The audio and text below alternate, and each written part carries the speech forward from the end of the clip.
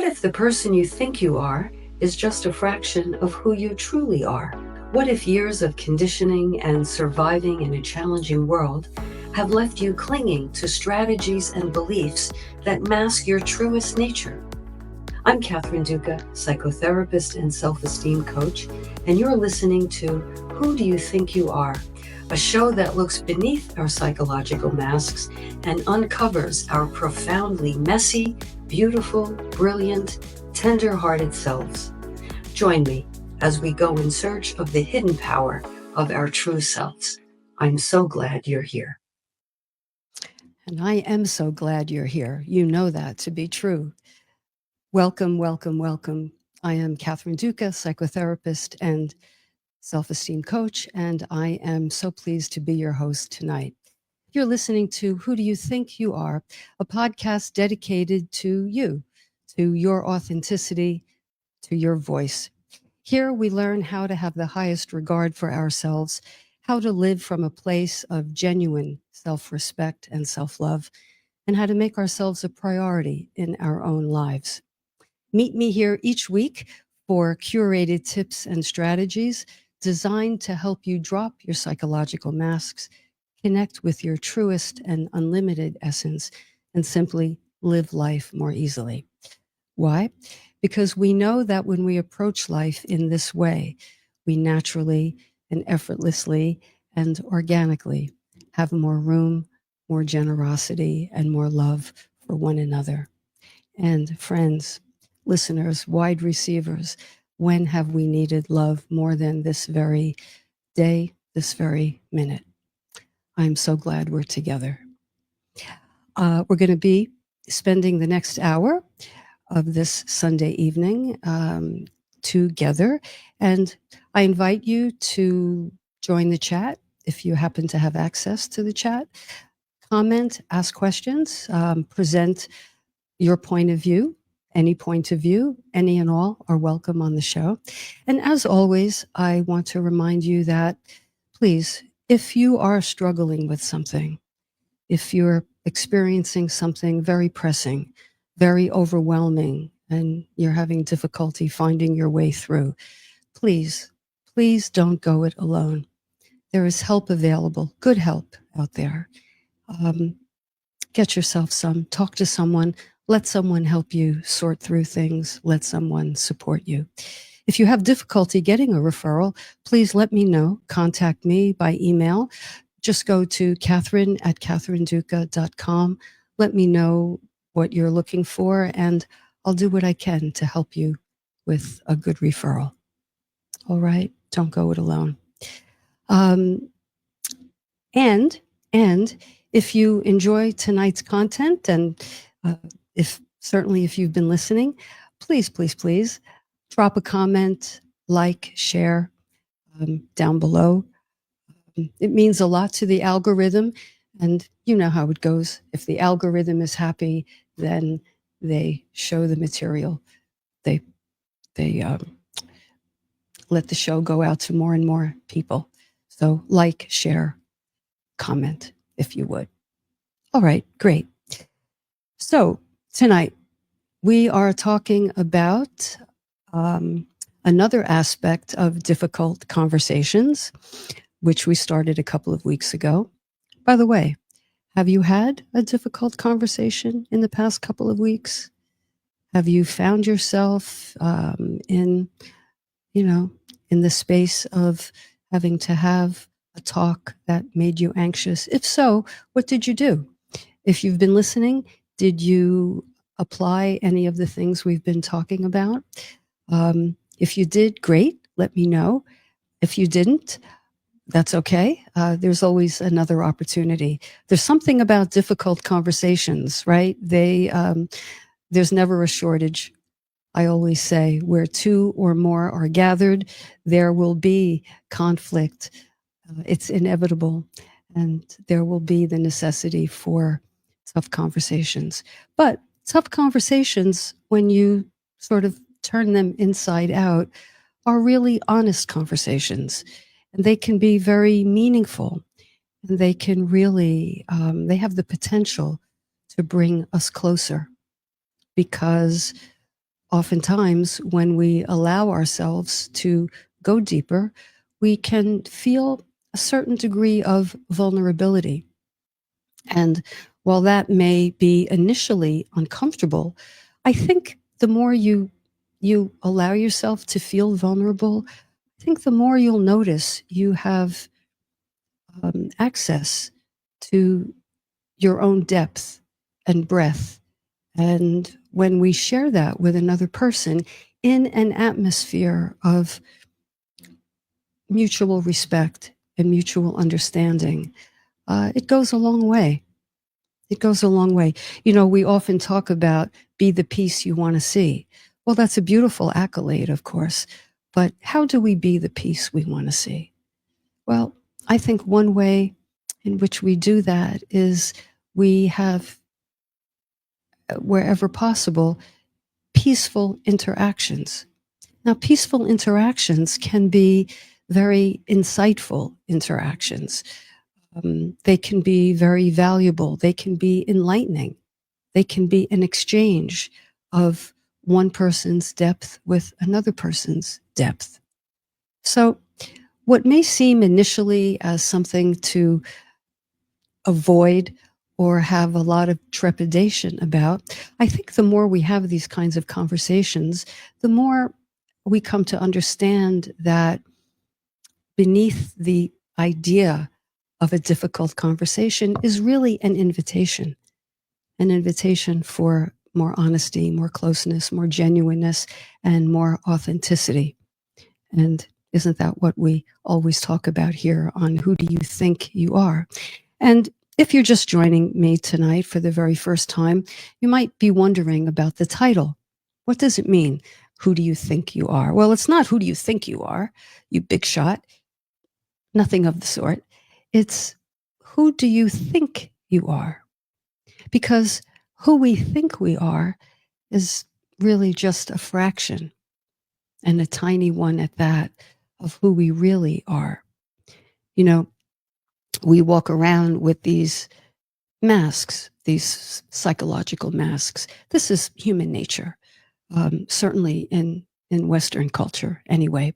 We walk around with layers of protection, layers of defense mechanisms, layers of armor. In psychology, this is called character armor, character referring to our personality. So we have layers of personality armor, known as our persona. You know, it's the image we project to the world. We all do it. There isn't anyone who doesn't. The issue is the bigger the gap between what we present to the world and who we really are deep down, the wider that gulf, the more difficult life can be. Why? Because these masks are like masks. They're like a facade. They are a facade. They're a masquerade of sorts. We're masquerading as the person we think we need to be in order to be accepted.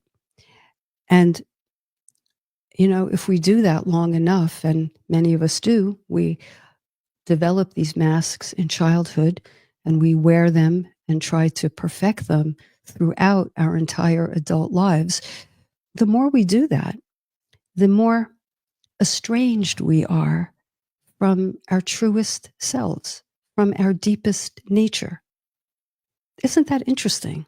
It's as though we are two people. I mean this in the loosest sense, not in the strictest psychological sense, but we're two people in that we project one way to the world, and then we go home and we kind of, you know, we undress psychologically, we take our masks off, and we can say, I can finally be me. And while that's great to be you, you you you wonder, well, are you you? Do you only feel you can be you in isolation, only by yourself, with yourself?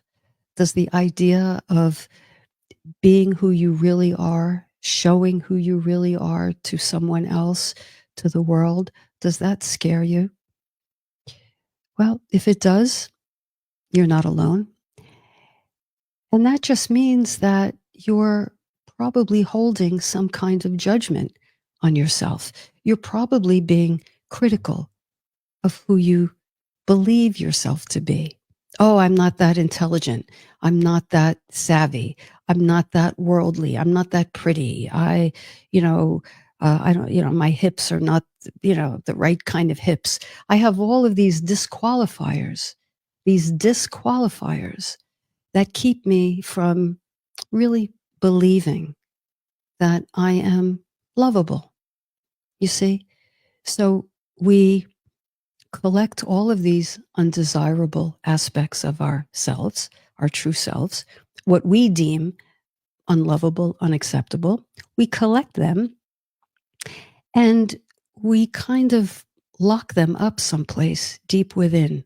I call it, our psychological vault.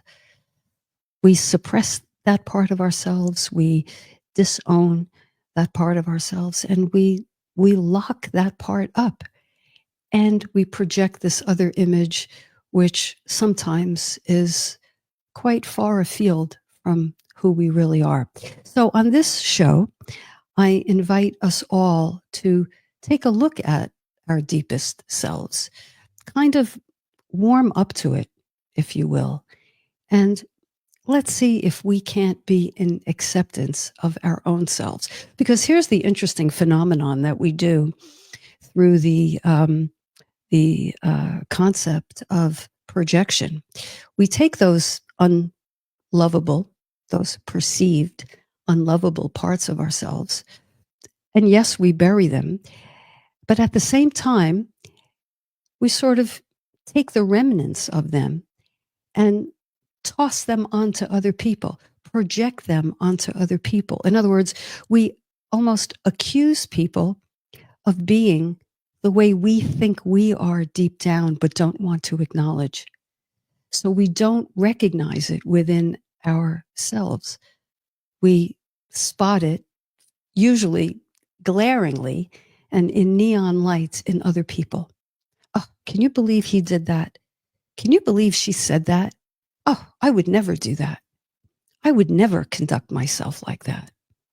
You know, all the while, if we're honest with ourselves, we might have a little piece of what we're complaining about in another person. You see?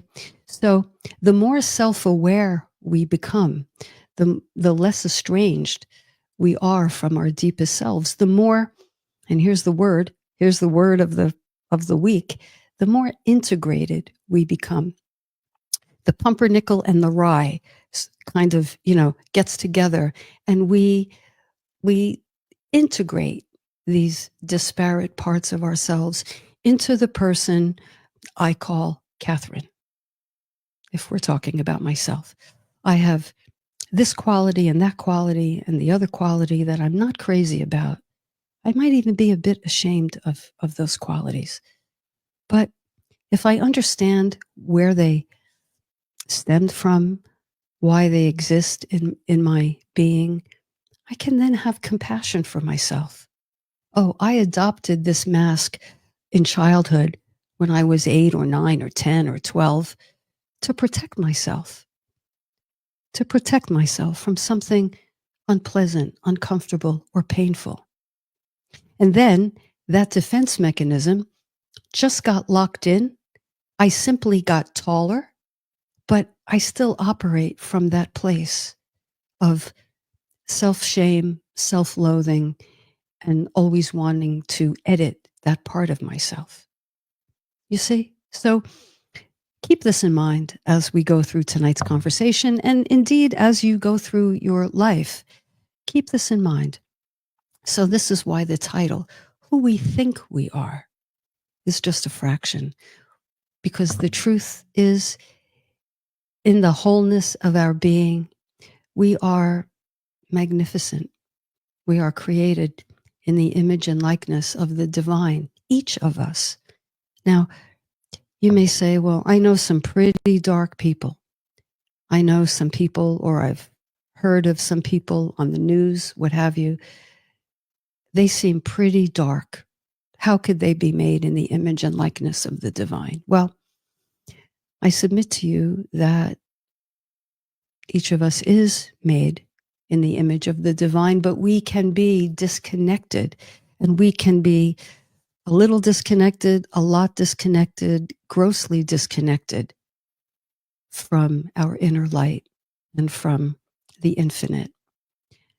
And when we are very disconnected, we are in darkness. And we bring that darkness wherever we go, because each of us is a point of consciousness. Each of us. And each of us is an agent of change. Well, we're an agent of something. We're either bringing positivity and compassion into the world, or we're bringing our darkness into the world, right? And I think you would agree that it behooves us to try to connect with Source as much as possible. We are spiritual beings, of course, having a human experience. And as such, we have this thing called personality that is fraught with all the things I mentioned before.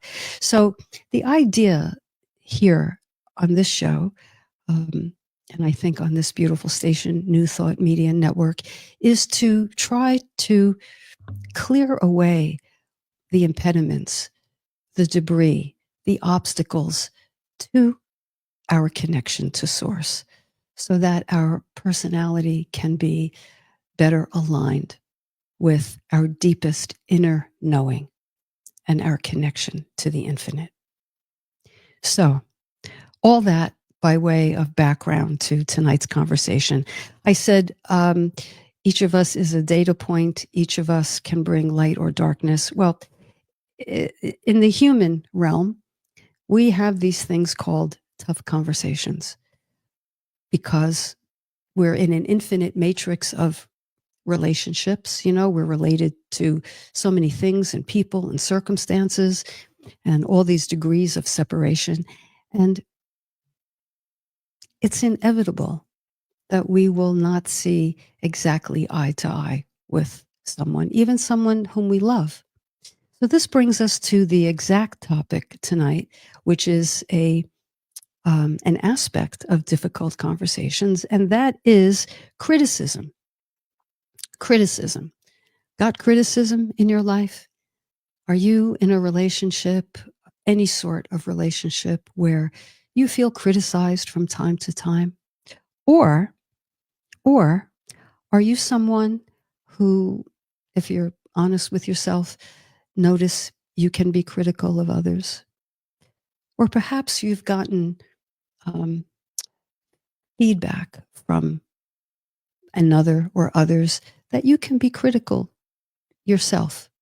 So regardless, whether it's coming or going, you know, inbound or outbound, criticism is a part of our discourse. It's a part of how we speak to each other. And I got to tell you, of course, we all know this. It is one of the most uncomfortable, unpleasant aspects of relational dynamics.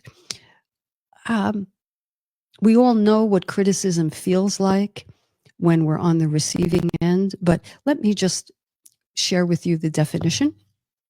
According to the dictionary, the criticism is the act of passing judgment as to the merits of anything.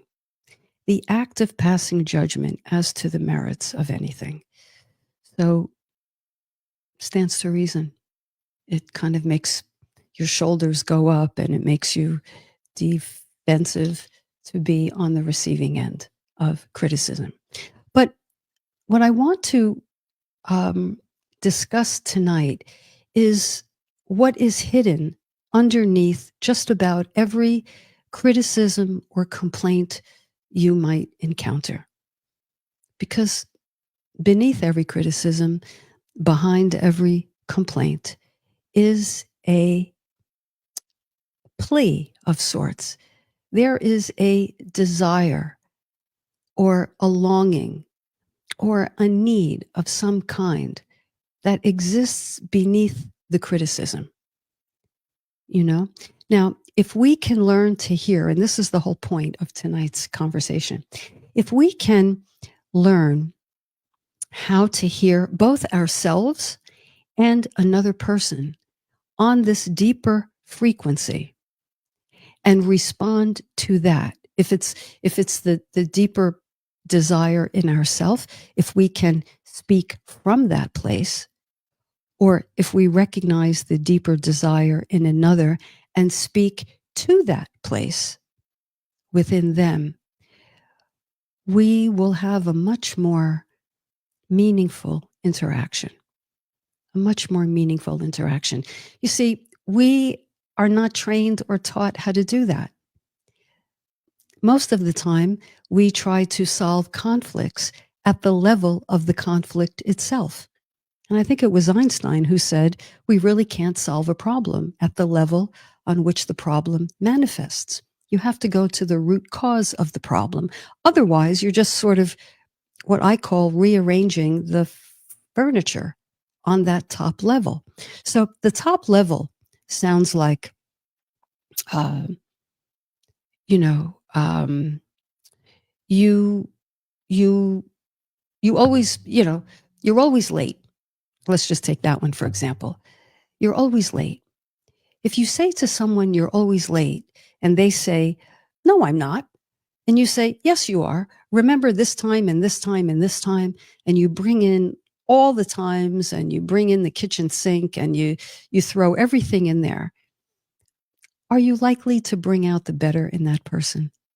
Of course not.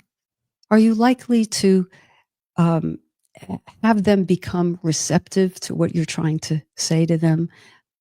Very doubtful. So you want to hear what they're communicating beneath the statement of, you're always late. Another popular one, I mean, I hear this every day from my clients, is they'll tell me a story and they find themselves saying to their person, you never listen. You never listen to me. And the other person might say, what do you mean I never listen? I'm listening to you right now. Go on. Go on.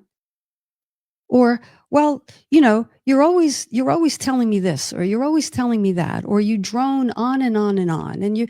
And so what happens is we're talking top level. We start out there, and then one person counterattacks and the other person gets defensive and cross attacks, and then the other person escalates beyond that. And what do you think you have within a minute or two? You have a conversation that naturally deteriorates, and the needle on something more constructive simply does not move. And then you have that in the tank. And then maybe you have another difficult conversation with that person and you level another criticism. And then the whole thing happens again. And this is the way in which relationships deteriorate sliver by sliver. It blows over. You might not pay it any mind, but actually it has eroded some of the goodwill between you. And it has actually established an account, if you will, like a bank account, an account of past criticisms. Okay? So you have an account of goodwill that perhaps is being drained, and you have an account of ill will, defensiveness that is gaining interest. And before you know it, the relationship can reach a threshold where things are really problematic. So when we can stop reacting and be more responsive, we can really go a long way. Last week, if you were with me, I mentioned the difference between reacting in a conversation and responding. Very quickly, I'll go over that because it's really it's really basic to good constructive communication. Reacting is quite automatic. It's quite knee-jerk. It's something we do without even stopping to think. somebody says something to us and boom, we just react. It's a reflex. Responding, on the other hand, is a more measured way of responding to the person. It's a more reasoned response, and it is a more nuanced response. It's not automatic. It's not black or white. It's not all or nothing. So what we want to do overall is kind of move over from being a person who is reactive, because where there is reactivity, there is defensiveness, to a person who is more responsive and curious, right? So let's just take a breath on that. Beneath every complaint and criticism is a call for something deeper, a call for a deeper understanding.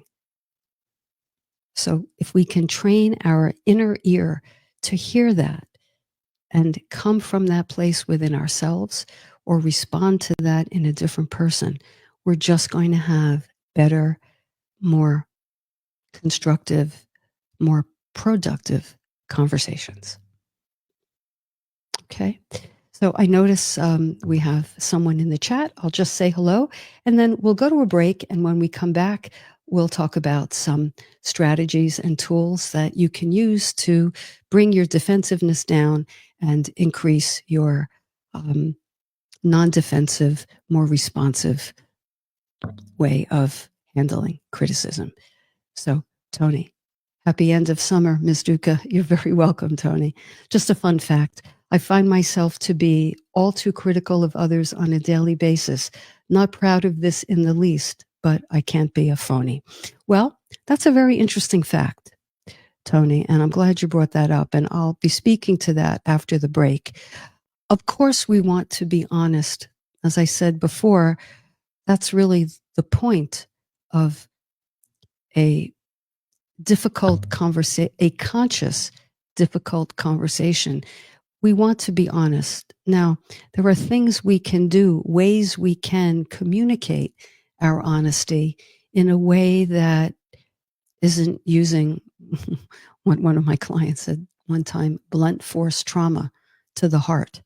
You know, well, I was just being honest. Now, Tony, I'm not saying you because I have no idea, but just in general, you know, we can easily sort of fall into that where, well, I was just being honest, but it was kind of raw. And in our delivery, we can convey our honest response in a way that allows the person to hear us, or gives the other person the best chance, I'll say that, of hearing us.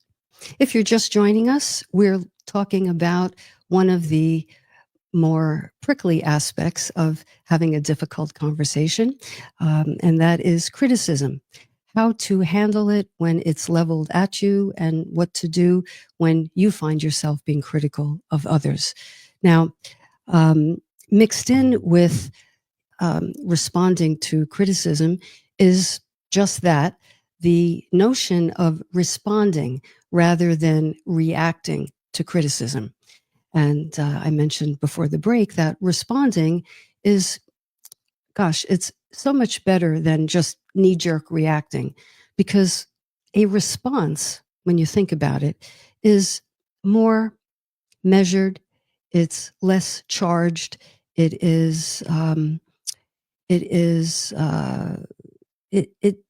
lends itself energetically to the whole notion of tell me more.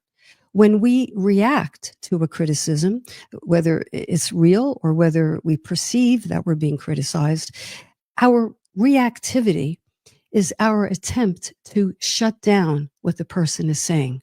We shut down, it's sort of a two-parter. We shut down the other person's complaint, and we try to justify our own. So think of it as, a 1-2 punch. I want to stop the person from criticizing because I feel so uncomfortable. They're telling me or implying that I've done something or said something wrong, or I didn't say something or do something they wish I had. And so I'm trying to, stop that in its tracks, all the while trying to, perhaps because I'm in fight or flight, justify my own reaction. And I pile on all the rationalizations and all the justifications. Well. And my voice probably gets, high pitched and chirpy. I know when I get defensive, my shoulders go up and my voice does not sound like this voice that I'm using right now. It sounds kind of chirpy. Someone said to me one time, Kathy, I think you're going to shatter glass with the tone of your voice. So that's how I know, well, among other ways, but that's one of the ways I know that, oh boy, my voice has reached a certain octave. I am in high level defensiveness right now. So let's take a look at what responding looks like in practice in very simple ways. We're going to use the examples I put forth before. So if someone says to you, you never listen to me. You're always distracted, or you're doing something, or looking the other way. I don't know, but you never listen. Instead of saying, yes, I do. What are you talking about? You could say, now try this on, something like, okay, I really want to listen to you. I really want to hear you. So tell me what's important to you. I'm really open to hearing it right now because you have something that you're telling me that I'm not getting, correct?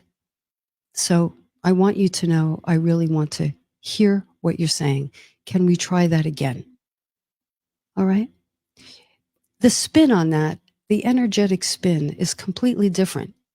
You're not putting up a shield or a stop sign. Instead, you're kind of making a U-turn and you're saying, okay, and you're declaring your intention. I want to hear you. Let's take another pass at it. Okay, because you're telling me that I'm not hearing you and I want to hear what's most important to you right now. So let's go. Let's try it again. I hope you hear the invitation in that, right? Because the person is letting you know that they don't feel heard. The top level criticism that they're leveling is you're not listening. But the underlying feeling and plea is, I feel badly, you're not listening to me, and I really want you or need to feel heard by you right now. So it's a communication on a different level. All right. Another one, if someone says, you're always late, this time, that time, you're always late. I don't know what I'm going to do, with this lateness. You have to stop. You have to stop. I can't stand it. It's inconvenient. Don't you value my time? On and on and on. Okay. Chirpy, chirpy, top level, ping pong match, shoulders up, conversation going nowhere. Instead, you can say something like, I get it. I get it. Being on time matters to you. Next time, I'll plan better. Of course, I value your time. Now, what do you think about that? Because I hear that as a deeper communication, B, I think a more precise communication, and C, pardon me, a communication that conveys to the other person, you're not going in reverse. You are moving toward the person. So asking a question like that or making a statement like that is actually a joining move.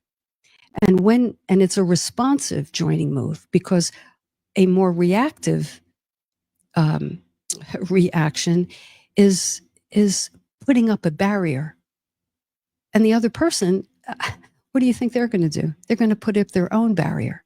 Now you're relating barrier to barrier, volume up, and you're trying to get something accomplished. It cannot happen.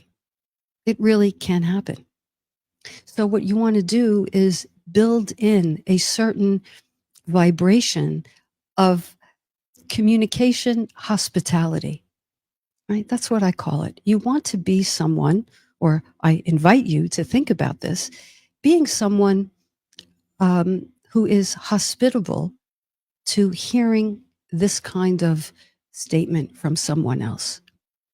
Okay? Because be the peace you want to see in the world. Well, if you want to see peace, peace isn't up to the other guy. Peace is up to us, to me, and to you when we open our mouths, when we express ourselves. That's the peace. That's the peace. Because the antithesis of peace is volatility, judgment, accusation, nonstop criticism, making someone feel wrong, making someone feel small. How are we going to inject peace into the world and invite peace when we ourselves conduct ourselves in a manner that is anything but peaceful? I think you see what I'm saying. Let's do one more. Let's see. You're not pulling your weight in this relationship. I do everything. Can't you see that? What are you talking about? I do this, that, and the other. You're in charge of this and I'm in charge of that. I don't know what you're talking about. Or worse, yeah. I've heard this before. There you go again, on and on and on. Okay. If we react in that manner, how much goodwill have we deposited in our account, our goodwill account? Not much. Not much at all. All right. In fact, we've just increased the defensiveness account. All right. So something you might say is, instead of all that, is okay. It's what I'm hearing you say is you don't feel as though I'm respecting all that you do. Is that right? Do I have that right? Is that how you feel? It's always good to check in. Do I have that right? Am I correct? Instead of piling on and layering up all the justifications, you simply say in as few words as possible. This is the other thing. When we get defensive, we think we have to explain things over and over again. 10 ways to Sunday. We really don't. That overkill actually drowns out our point and makes the other person want to tune us out. And if it were reverse, we would want to tune out also. So it's always good to say in as few words as possible, this is the essence of what I'm hearing you say. In this case, you don't feel as though I'm acknowledging or respecting everything you do. Is that right? Yes, that's right. Finally, you hearing me. Now, you know what? You could follow that up with the deluxe question of, is there more? Or tell me more. Tell me more if you have more to that. Now, this goes against, the knee-jerk reaction, because here in knee-jerk, you can barely tolerate what the other person is saying, right? I read a statistic. We can only tolerate like 8 to 10 seconds of criticism before we want to crawl out of our skin or before we have a snarky comeback or withdraw. That's the other thing I meant to say. We can pounce or we can shut down. Some of us have only 2 speeds for that, right? So it's really, you might find this so radical to say, tell me more. But actually, it goes such a long way to helping the other person feel your intention, which is to really understand them. If your intention, I repeat, if your intention is to win the argument and, live in self-righteousness, well, then, you know, you can do that. But that's not going to advance the communication between you. That's not going to bring you closer. That's not going to take a few bricks out of the wall between you. So you can have your satisfaction, but it's really white sugar. If it makes you feel good, that's only going to last a few minutes. And then actually you run the risk of feeling pretty lousy, and it certainly does not invite the other person's, goodwill toward you. I mean, that's just the way it is. So what I hear you saying, not what you said. It's better to say what I hear, because by the time it leaves the other person's mouth and enters your gears of how you hear things, we might not get it right. So rather than be absolute and say what you said was, it's good to hear. It's better to say, what I hear you saying is this. Do I have that correctly? And is there more? And then the person says what they say, or maybe they say, no, there's no more. Then you could say, I'm really going to be more mindful of that going forward. And the cherry on top, if you wish to place it there, is to say, please let me know next time if you think I'm doing it again. I'm really going to watch it, but in case I slip up, and I may, not because I'm not trying, because I promise you I will try, I will be mindful, but because I just might revert, can you let me know? Now, I think the vibration on that is now much more of a collaborative nature than an adversarial one. And I think now you have co-created more of a partnership with the other person. Don't you think? Let me know how that sounds if you happen to be in the chat. Oh, I see we have another person. Janine. Hi, Janine. Good to see you. Janine says this makes a lot of sense and really works best if you're not super angry. I think it's really important to consider timing. Find a bit of inner peace first and then approach the person later. 100%, Janine. What you're talking about here, and I think you actually brought this up a week or so ago, you're talking about self-regulation. Self-regulation. Yes, if you need to cool down and get hold of yourself before you have the difficult conversation, that's really the best thing to do. Number one. Number two, you can help yourself along with self-regulation by saying, okay, I'm going to put words to it. This may occur in an instant in your mind, but if I slow it down and put a script to it, you might ask yourself, okay, what's my deal around criticism? Because if you're like the person I've mentioned in the past who made lasagna for her family and her father was disgusted by it because she put too much salt, and she made a vow at the age of, I don't know, 10 or 11 or 11 or 12, something like that. Oh, I'm never going to make a mistake again if I can help it, because criticism is just too awful. Notice what you're carrying, what unresolved issue you might be carrying around criticism, and go in and help yourself with that. This is how we calm down. We don't, time alone might help, of course, but you can talk yourself through. Oh yeah, I know I'm very prickly around criticism. Okay, but you know what? This person who feels criticized, this person is not my father, or this person who's criticizing me is not my father. So let me make that distinction in my head. He or she or they are not my father. They are who they are. Let me hold them separately and kind of get that straight in my mind. That might help diffuse the charge on, oh my God, this is like the lasagna thing. So if you can do it in advance, collect yourself, ground yourself, and then go back to the conversation. And as I said last time, if you can't do it in the most timely way or in the timing that the other person needs, table it, but always, always, always let the person know your plan is to come back and resume.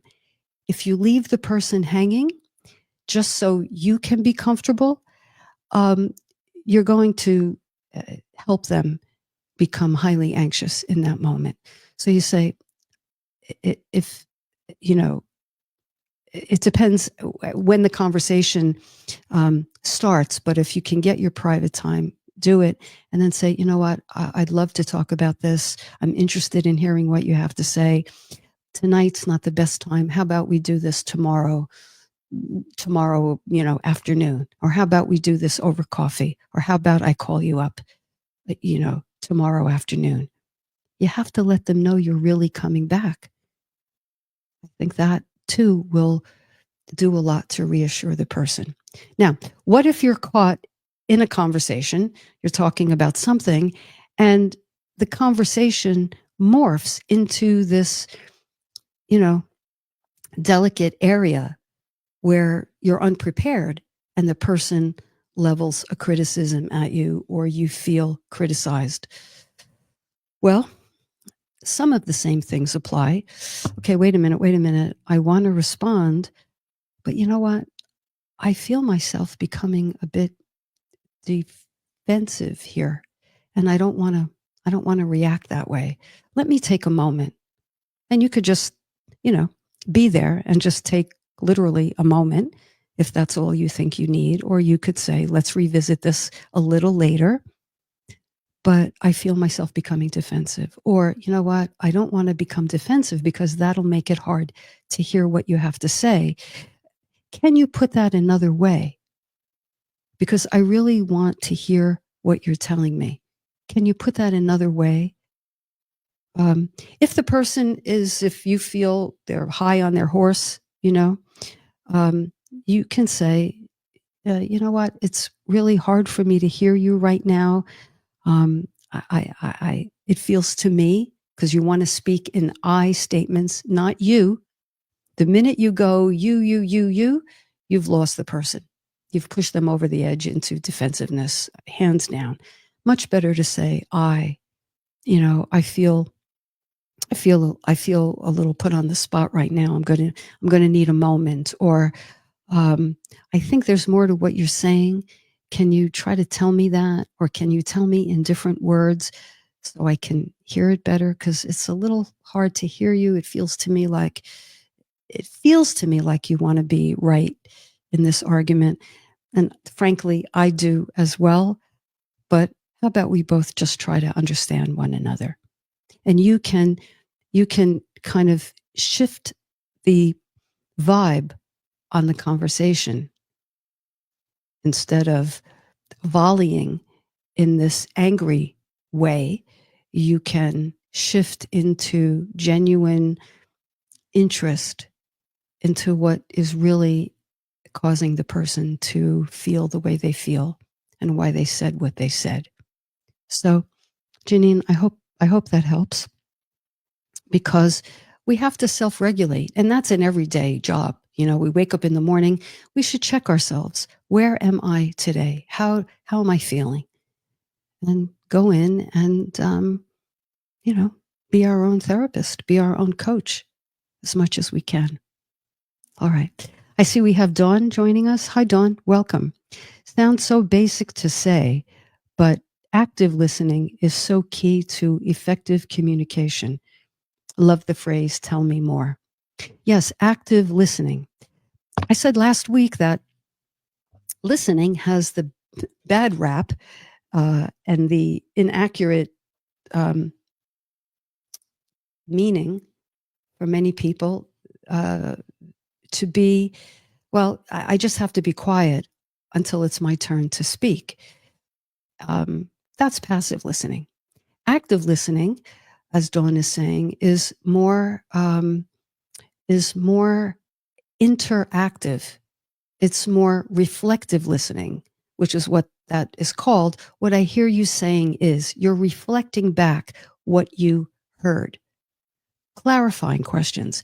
If you don't know exactly what the person means, can you clarify something? Or may I ask a clarifying question? Because I really want to understand. You said this, that, and the other thing. Do you mean this or that? Or tell me if I'm off base. So questions of reflection and questions of clarification. And is there more? Tell me more. All right. So very important. Gosh, imagine if we were all taught this at a young age, but most of us weren't. I think now schools are becoming more and more aware of the importance of emotional intelligence as well as intellectual intelligence. And this is all part of being emotionally astute, emotionally tuned in, interpersonally aware. So, dear listeners, wide receivers, as we go about our week this week, let's be mindful of how we are coming back to another person's comment. Let's all try to be more responsive, less knee-jerk reactive. Let's be hospitable. Let's be someone people identify as, oh, I can talk to her. I can talk to them. I can talk to him. Yeah. I can pretty much tell them anything. And even if they don't get me, I know they want to. They're a safe person. So let's all try to do that this week. Be someone's safe haven to tell you their honest truth. And when we, in kind, impart honesty, let's do so with directness, but let's try a lighter touch. We can always bring out, the hammer later on. But I submit to you, if we're clear in our communication, we need a hammer maybe much less than we think. All right. So I invite you to try these things this week.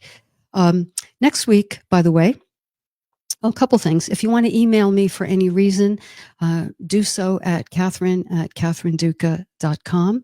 If you're interested in learning more about these concepts, I will be having some workshops coming up in the autumn.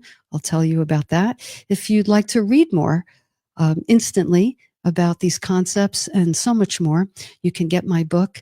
It's called Unmasked: Discover the Hidden Power of Your True Self, available on Amazon. And I think it might even be on sale right now. I have nothing to do with the sale price, but by all means, it's a book that I'm pretty partial to. It's a no fluff, no nonsense book, and it's really the heart of my work. So I invite you to get a copy. I will not be here live next week. I will be, the best of will be broadcasted. If you have a particular episode that you liked and you think it would be good for me to rebroadcast that next week, let me know. Drop me a line, Catherine@catherineduca.com. I welcome your suggestion. If not, I'll just put something that I really liked talking about up there. And then I'll be back in 2 weeks live, and we will continue how to be a light in this world, how to maintain our connection to source, even through our murky, muddy, fraught personalities, which we all have. Until then, dear listeners, wide receivers, love builders, self-love builders, I wish you well. I wish you a good week. And remember, who you think you are is just a fraction of who you truly are. You are infinitely more magnificent than you imagine. Let's step into that together more and more and more. I'll see you in 2 weeks. I wish you well. Good night.